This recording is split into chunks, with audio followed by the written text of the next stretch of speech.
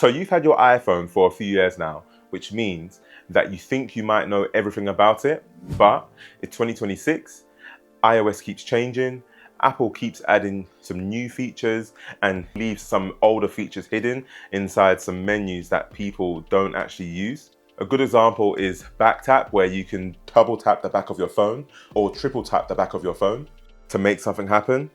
But long-term iPhone users still aren't aware that these settings even exist. So in this video, I'm going to give you 10 iPhone tips that you're probably not using, the problem that each one solves, as well as the benefit and where to find them.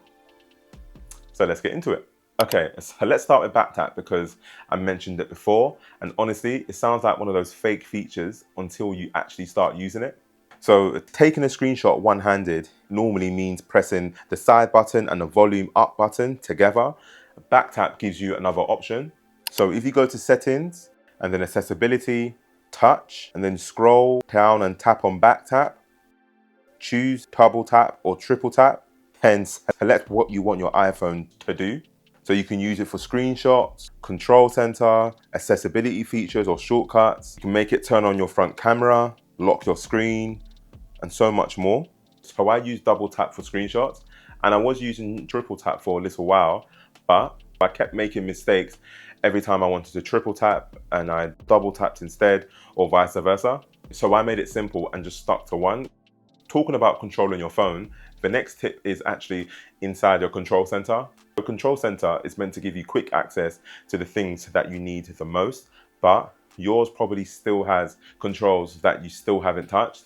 So swipe down from the top right corner, tap the plus button on the top left, and then tap add a control. Search through the available controls and add the ones that make sense to you and the ones that you actually want. So you can drag controls into a better position and remove the ones that you don't need. As you can see on mine, I've got low power mode, screen recording, translate, focus modes, and Shazam on there too. Place your most important controls where your thumb naturally reaches it. So it may only save a second, but seconds add up. So the control center helps you when you're using your phone, but the next tip gives you information before you've actually unlocked it. So you unlock your phone to read the latest news, and then about 5 minutes later, you end up scrolling again. So the news widget helps by placing the most recent news directly on your lock screen. Press and hold the lock screen, then tap customize, and then tap inside the widget area inside the rectangle. Search for news, or in my case, it's already here, and then tap done when you're finished. So I've added mine to my main lock screen, and it 100% helps me to be less distracted as I don't have to unlock my phone. So you can even tailor the news to something that suits you.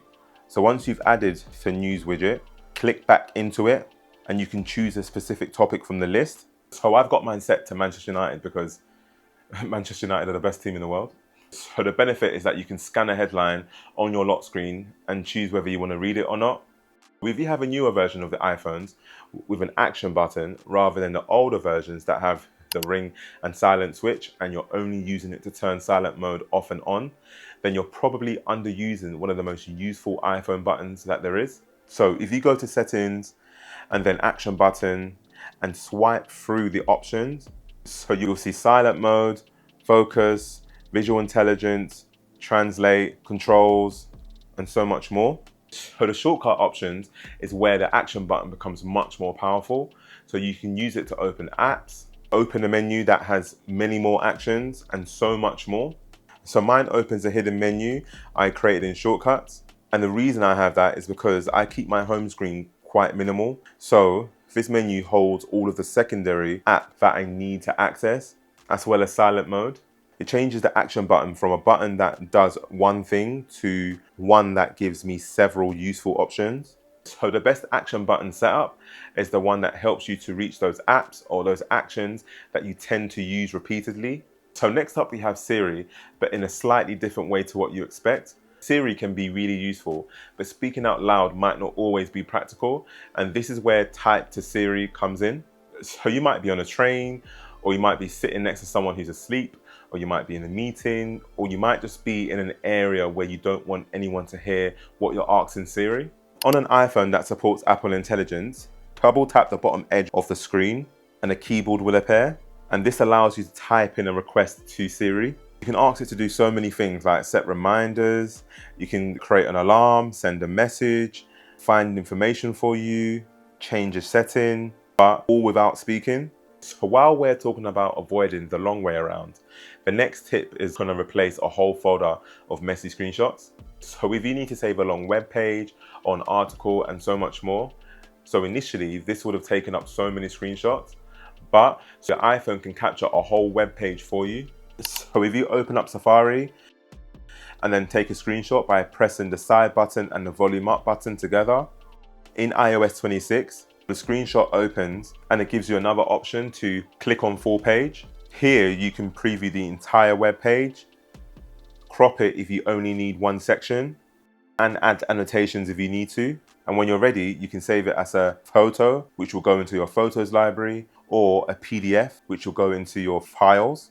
So this is useful for instructions, for long articles, or anything that you need to read offline. So next up is automating your focus modes. And focus modes are so useful, but they're so easy to forget. By the time you remember to turn it on, you may not even need it anymore. So if you go to settings and then focus, and then choose an existing focus like work, personal, or do not disturb, which I use in the evenings, or tap on the plus button to create your own. Choose custom and then put in the focus mode name, color, and choose an icon. So just as an example, I'm going to call this lecture time. Tap on customize focus. So here you can add people that you want and don't want contacting you, and also the apps that you want and don't want notifications from while the focus mode is on. A cool feature is that you can make it automatically turn on when you're in a specific area at a specific time, or when you open a specific app. So I've enabled my gym focus mode to turn on when I open the gym app, so I don't have to remember to activate it manually. Focus modes can control which people and which apps can interrupt you, but the next tip can control who can open certain apps. So when someone asks us to use your phone and then you pass it over so that they can make a phone call or to look at a picture, the problem is that they may do more than that and they may snoop through your phone. So you can add another layer of protection by locking specific apps. So find the app on your home screen and then touch and hold the actual app icon. Tap on require Face ID and then tap on it again and authenticate to confirm it. So the next time someone opens that specific application, your iPhone is going to require Face ID, Touch ID, or your passcode. So you can use this on many Apple and third-party apps, but just remember that some apps like settings, camera, and a few more can't be locked this way. So tip number 9 is making your dark mode even darker. So a lot of people turn on dark mode and then assume that that's the darkest that their iPhones can look. So if you go to settings and then display and brightness, select dark if you haven't already. Next up, if you go back into settings and then accessibility, display and text size, and then turn on reduce transparency. So this reduces the transparency and blur on background, so it makes your menus look more solid and easier to read. And then you can also try increasing the contrast on the same page. This helps buttons and text stand out more clearly. Try both of those settings out and let me know if you've got any tips on making my dark mode even more darker.